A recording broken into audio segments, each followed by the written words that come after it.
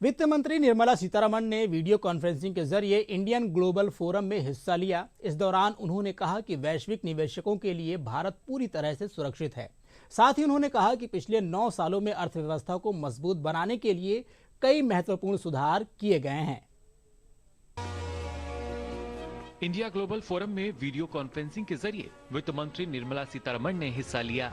इस दौरान उन्होंने कहा कि पिछले 9 वर्षों में मोदी सरकार ने कई महत्वपूर्ण सुधार किए हैं, जिसके जरिए अर्थव्यवस्था के फॉर्मलाइजेशन को बढ़ावा मिला है और देश में कारोबारी माहौल को बेहतर बनाया जा रहा है।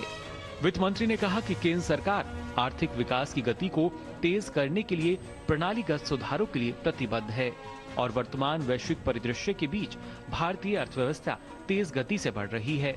गौरतलब है कि अक्टूबर में विश्व बैंक ने तमाम वैश्विक चुनौतियों के बावजूद भारत की आर्थिक वृद्धि लचीली रहने का अनुमान जताया था, जिसमें कहा गया कि महत्वपूर्ण वैश्विक चुनौतियों के बावजूद भारत वित्त वर्ष 2022 और 23 में 7.2% के साथ सबसे तेजी से बढ़ती प्रमुख अर्थव्यवस्थाओं में से एक था।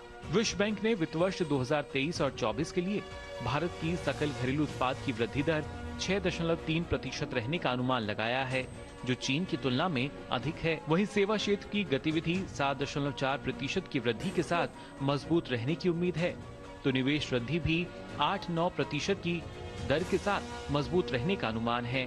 इस दौरान विकास के साथ साथ बढ़ते रोजगार के अवसर पर भी वित्त मंत्री ने जानकारी साझा की।